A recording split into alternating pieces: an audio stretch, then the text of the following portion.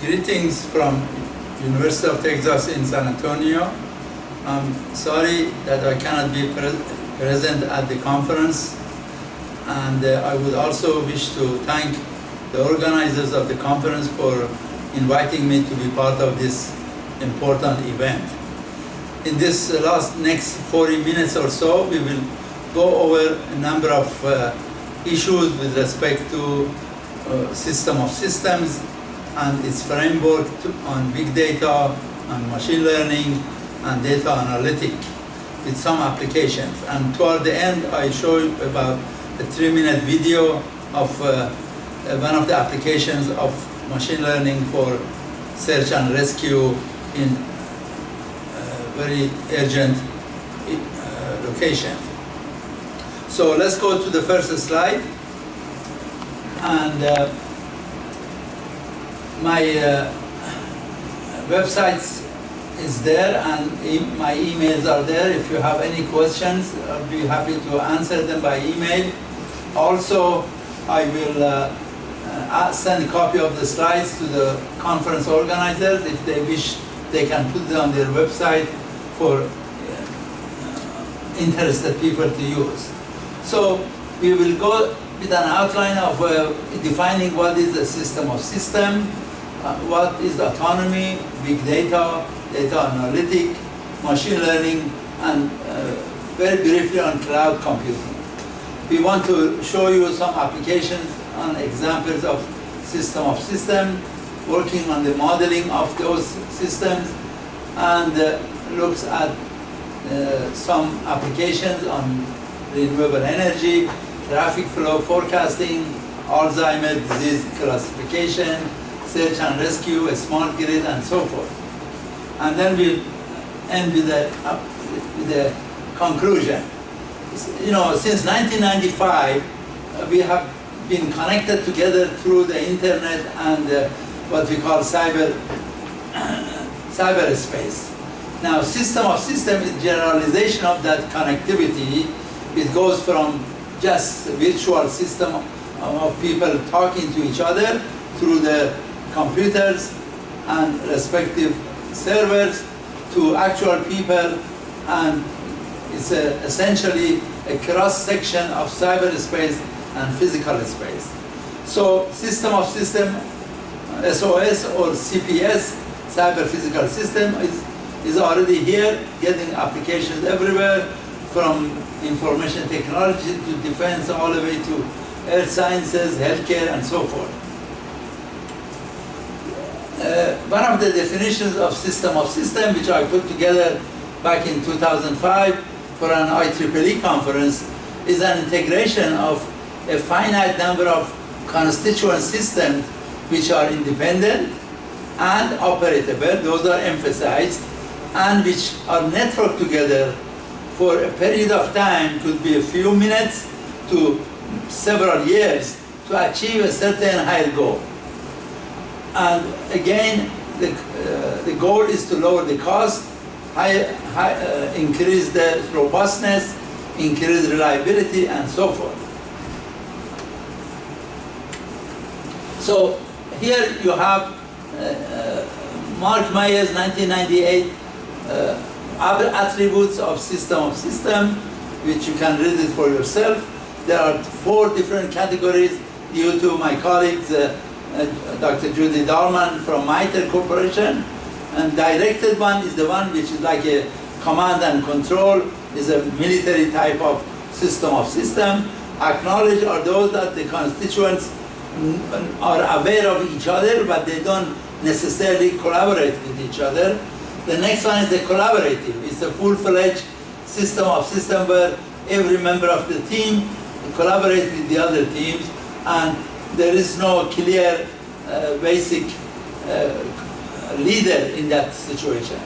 And finally, the virtual system or the internet that we talked about and we have been using for now over 2 decades. So system have different diversity in technology, context, operation, geography, conceptual framework. So An airplane going to an airport is not a system of system because its components and parts by themselves are not operable. They cannot fly. But once you go to the airport, every system there is going to be an operable system, therefore is a system of system. A single robot on, let's say, Mars is not a system of system, but a colony of robots or a swarm of it is.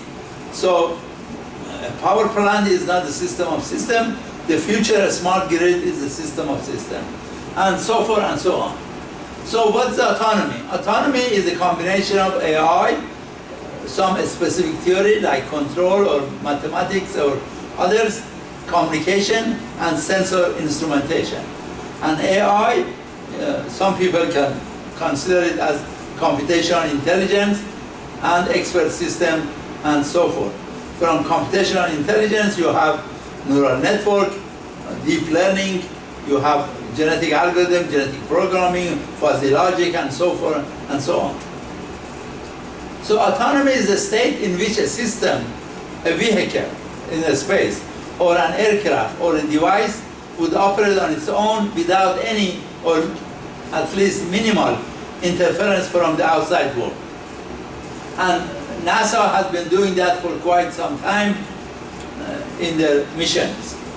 Big data. What is big data? Is a popular term used to describe the exponential growth and availability of structured and or unstructured data. Big data could be just as important or even more important than internet very, very soon, if not already. Its definition number 2 is a collection of data set so large and complex that it becomes difficult to process using on-hand normal database management tools or traditional data processing application. Therefore, you need new ideas, new tools, new techniques to handle large amount of data. Their attributes are volume, which could be social media, advanced sensor, system of system, expensive memory, and so forth. Velocity, smart meters, RFID tags. Variety could be structured, unstructured, could be in form of email, it could be form of video, audio, stock, ticket data, and so forth. And it also has variability. It's daily, seasonal, event-driven, peak, and so forth. For example, at Christmas time, or here in America, Super Bowl time, or World Cup, and NCAA March Madness issues, and so forth. Those are all variability of data, which increases the size of the data for a period of time. Makes the problem even more complicated. And complexity, multiple sources. You have relationship between them, linkages, and sometimes uncontrollable data flow. So, as you can see here, big data market is very big. It's understandable that it is estimated rather that by between 2015 and 2020, it could reach about $190 billion. And this graph shows the almost exponential increase in the amount of market share forecast for big data applications. Many companies are already doing that.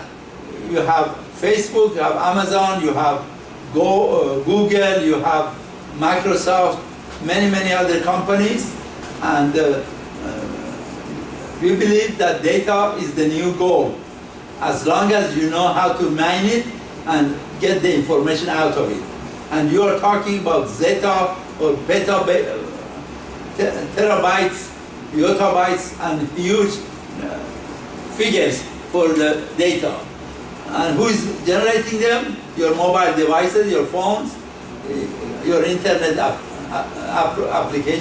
applications, sensor technology and networks, science instrumentation, and of course system of system, which is a combination of many of these things combined together. So in today's world, cloud computing, cloud compute, machine learning, and big data are now converging. So there are many big data by the numbers. there are 40 times 10 to the 9, roughly 10 petabytes of information on the web pages in the world. Google processes 24 petabytes of data per day. And so forth and so on. Right there, CERN is a large hydro collider in Switzerland, which generates 15 petabytes a year. And so big data is the next frontier for innovation, competition, and productivity. And again, bears repeating that data is the new gold. So, in order to save time, I'm going to go fast on some of the slides, but you can look at some examples of system, from homeland security to planet Earth, military, space, and energy, environment, service industries, healthcare, and so forth. Again, as we said before, airport is a system of systems. As you can see here, constituents are all there. Future smart grid is very much a system of systems. You could have hierarchy of system here. You could have at your home as a system of system. Go to your city, would become local area network. Go to your state, would be wide area network. Then you go to your country, will become enterprise system of system, and so forth and so on. So again, robotic swarm is our system of systems. They can operate on land, in the air, and under the water. So we could use data analytic and big data for modeling. In system of system, the most logical way to deal with is because you are basically difficult task of using mathematical or physical principles to create a mathematical model. The best chance you have is to be able to analyze the data to come up with a non-parametric model. So again, this is what data analytics is all about. So you have a big data, you extract information from it. From the information, you gain knowledge. From knowledge, you build a model. And those are some of the AI tools or computational intelligence tools which can be coming there. So here you have a system of systems with the big data, input-output data goes into analytic tools to get to a model. So what's machine learning? Machine learning is based on automated automation, getting computers to program themselves. Writing software is the really big bottleneck. Let the data do the work instead. Studies on how to automatically learn to make accurate prediction based on past observations. That's forecasting. Classification problem, for example, you classify examples into a given categories to be able to concentrate on where the important data is. So here are just a few quotes. Bill Gates, chairman of Microsoft, is quoted as saying a breakthrough in machine learning would be worth 10 Microsofts, and so forth and so on. You know, Jerry Yang, CEO of Yahoo, machine learning is today's discontinuity. So it's going to be really big for the future of this world of ours. So traditional programming, you put data in it, you write the program, put it in the computer, and you get an output. Machine learning approach, you give the data, you already know what to expect from the output, and the computer gives you a program, which you can then use subsequently to generate similar data for new, similar output for new data. So one of the tools of machine learning is clustering. It's the process of partitioning data into objects, into a set of meaningful subclasses.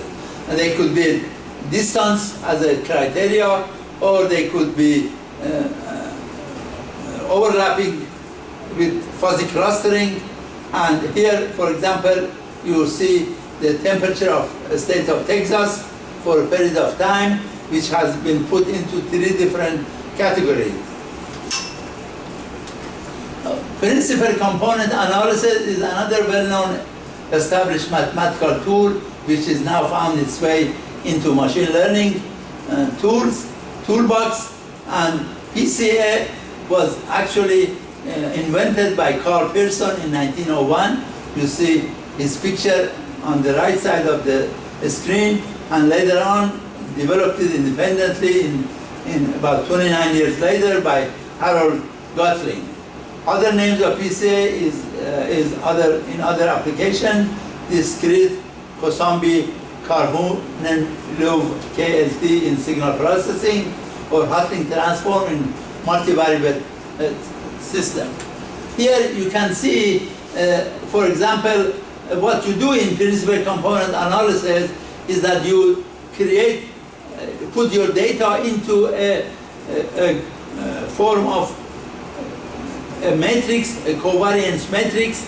You find the eigenvalues of that covariance matrix, and then you will be able to basically plot the eigenvalues versus the number of components or dimension in the matrix.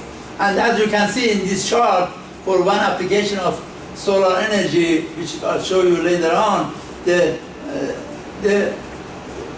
magnitude of the eigenvalue drops subsequently and drastically after 50 components.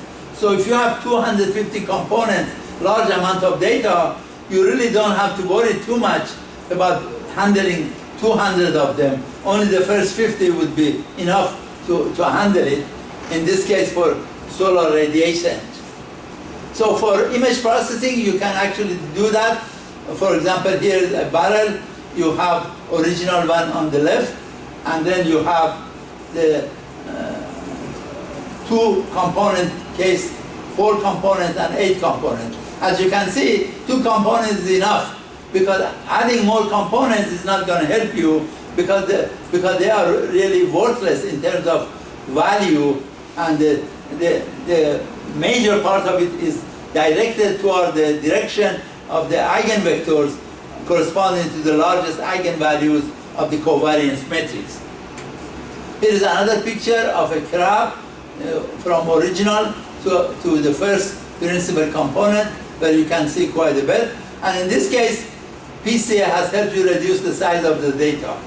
As you will also note later on, we can combine PCA with other tools like neural network and fuzzy logic and genetic algorithm and so forth, and be able to handle a most efficient way of data analytics. So what is deep learning? Deep learning is an integral part of family of machine learning methods based on learning representation. And basically, it represents in many ways a vector of pixels, for example, to make it easier to learn tasks of interest. That is to say, this is the image of a human face for face recognition. Or the most successful deep learning method involves superior artificial neural network with more hidden layers. So what do we get from deep learning? Better optimization method, new activation function, much more layers, more data, more computer power, less feature engineering. We have goal being the hierarchical representation, and to the many people's best knowledge so far, is best model for human brain learning yet. So deep learning have 2 major applications or methodologies. One is autoencoded neural network, which are also called Diabolo network. Is an artificial neural network used for unsupervised learning of efficient coding. The aim of an autoencoder is to learn a representation or encoding for a set of data, typically for the purpose of dimensionality reduction, and then eventually you decode it. Convolutional neural network is machine learning, is a type of feed-forward artificial neural network in which the connectivity pattern between neurons is done by organization of the animal visual cortex. So these are building block of autoencoders, There are restricted Boltzmann machine, RBMs, and autoencoders are shown here. They can be single layer or it can be a stacked encoder, stacking several different layers on top of each other. So again, we have problem with shallow neural network. We've been having problems since 1980s. Neural network has been very difficult to train and to converge, especially for real-time applications, like in control theory. But deep architectures are learning much higher phase. They handle much larger amount of data, and it can exploit unsupervised learning to initialize the weights, the so-called the greedy layer-wise pre-training phase, and benefits from a supervised algorithm to adjust the parameter in a finite tuning phase. Suppose you have a black box and you're wondering what's in it. Part of the autoencoders will actually look at the boundary of found in this image. It looks like an animal. It has a head, it has a body, it has some leg, and it has maybe a tail. And then the head is becoming more visible through another layer, and then the tail is added to it. The legs are added to it. Then the rest of it is added. By this time, I think our audience should recognize it looks like a horse. It is in fact a horse. So this is why deep learning is so powerful. It concentrates on a section of the image and comes with a good decision, and then later on it integrates it together, namely the word convolution at the end. So deep neural networks are typically like this, and you look at a car, you have different layers from that image, and every image is going to show parts of the car, and then eventually you build it up together. So convolutional neural networks is basically its first application was in the 1990s by Yan LeCun, and then each time a specific pixel is going to be looked at, recognized, and find out what is the meaning of that particular pixel, and that pixel is then will be looking at its eight neighboring pixels, and then it's all 9 will be convolved together to give you a new pixel value, in this case -8, and then it goes on to every other parts of the image, cover the entire image to finally convolve a specific outcome for the learning of the meaning of the image and mining the image. Applications of convolutional neural networks are mainly for processing image data and classifying them. The following application find use using a convolutional neural network rather than the more conventional one. Robot navigation using obstacle detection and classification. And autonomous cars, neural network playing games, optical character recognition, finding objects in an image, face recognition, gesture. So what I would like to next do is to show you big data analytic applications at the University of Texas in San Antonio, specifically in our 2 research labs, ACE lab. First, traffic prediction research. Imagine that you have a traffic jam, which we have very common in the United States, especially major cities like Los Angeles, New York, Chicago, and so forth and so on. And there are several different causes for traffic jam, are shown around this figure.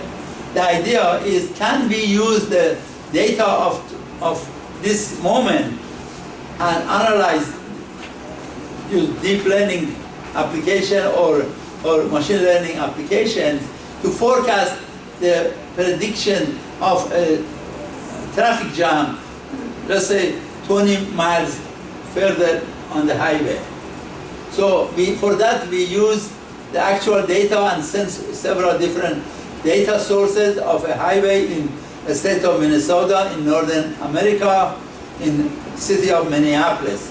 And there we was able to use autoencoders to predict the data. This shows the mean square error of the criteria for predicting the that. The blue is the before fine-tuning it, and the red is after tuning it. So as you can see, we can use PCA, for example, to reduce the data to for a principal portion of it, and then be able to use autoencoder neural network to a better outcome. Another applications of autoencoders were Alzheimer's disease detection of the stage. And here you can see the brain on the left, you see the healthy brain.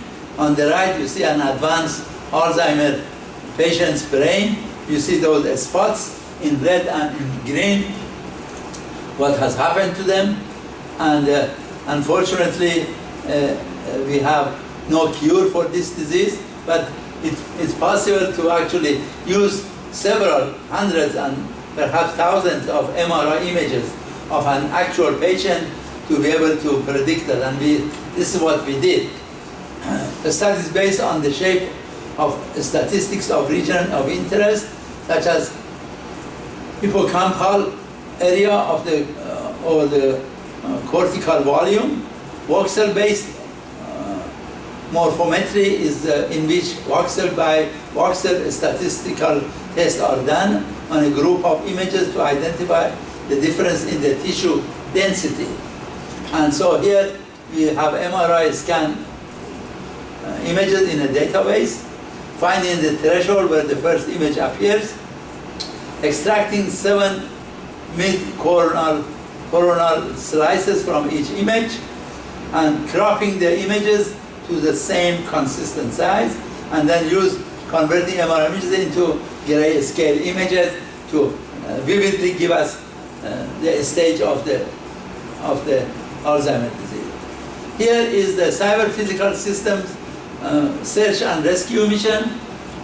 Here we have the situation like in Mediterranean Sea, where you have a lot of refugees trying to escape from their own war zones, and imagine that you have them all in the water, and we want to detect them from down from helicopters and from airborne devices, and then we want to cluster them together to be able to actually identify where they are and send the boat to rescue them. So here the image processing will available through triangulation comes out with an approximate GPS coordinate of the people in the water, and then we look at people who are represented in the form of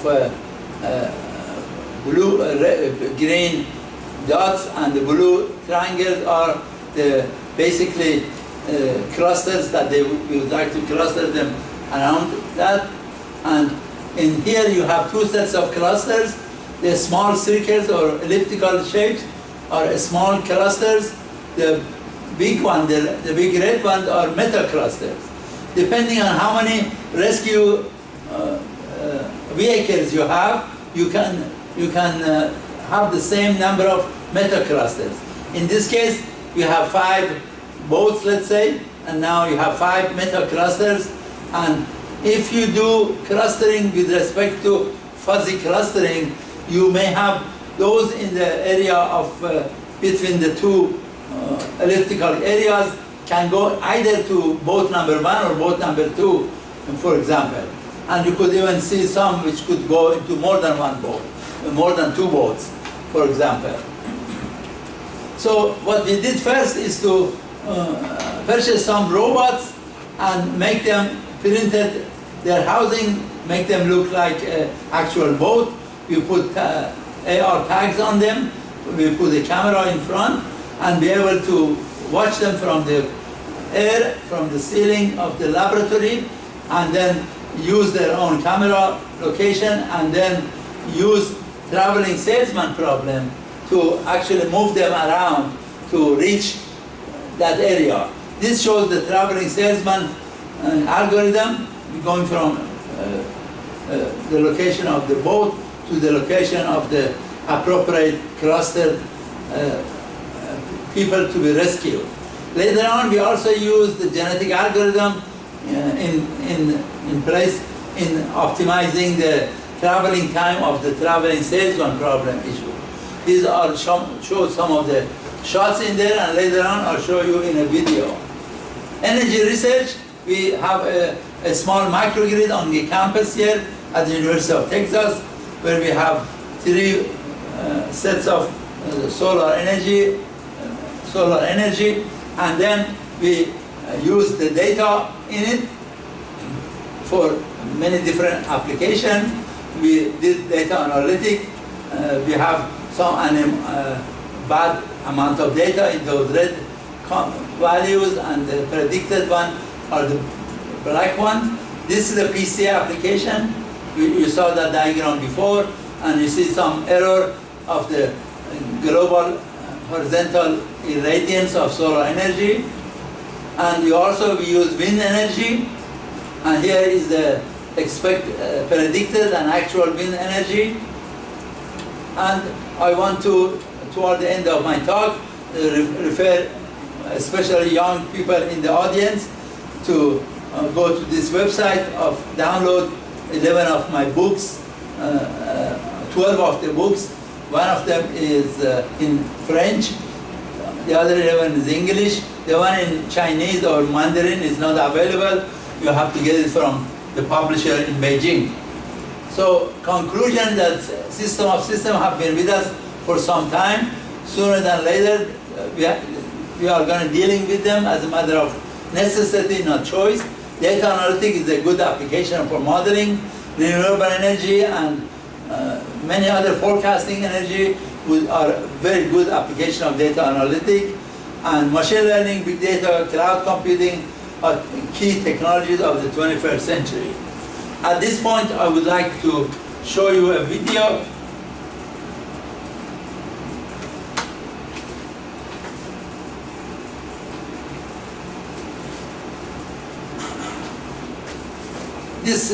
This first part, it shows the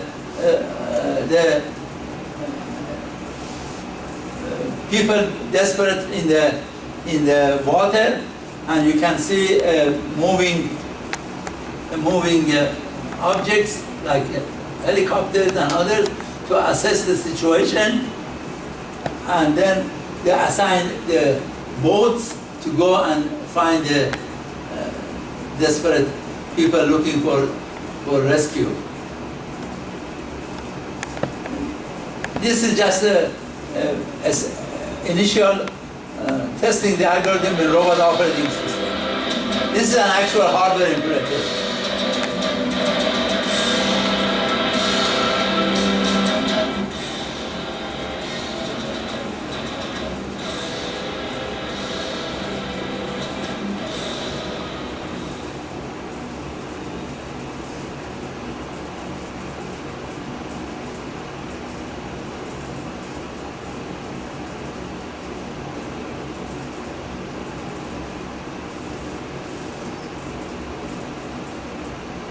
This is now one boat going to several different centers of clusters of people.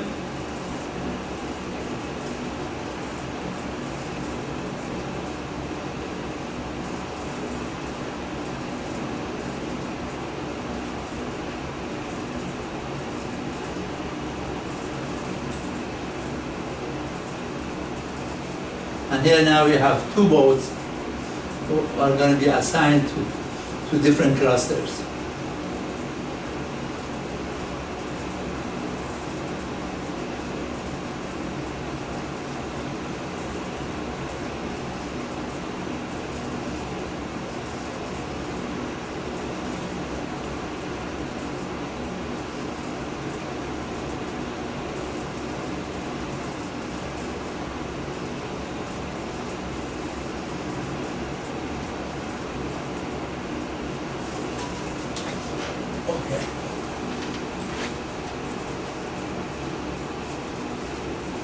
Okay, then I would like to again thank you for giving me the opportunity.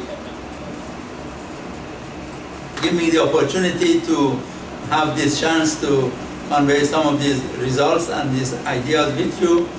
Please do not hesitate to email me and basically remind me of where you listen to this video lecture, and then I'll put you in touch with my team members. I have a very large number of students here in Texas, and we are able to help and collaborate with you. Thank you very much, and enjoy the rest of the meeting.